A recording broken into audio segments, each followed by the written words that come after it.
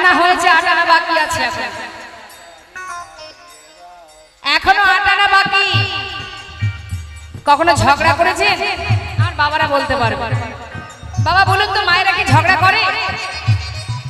করে না? ঝগড়া করার সময় দেখবেন ও 2 কিলোমিটার দূর থেকে শোনা যাবে গলার আওয়াজ।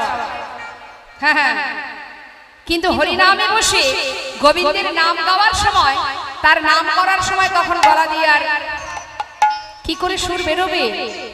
বসে বসে যদি এইভাবে হাতে তালি দেয়, মনের জোরটা তৈরি হবে।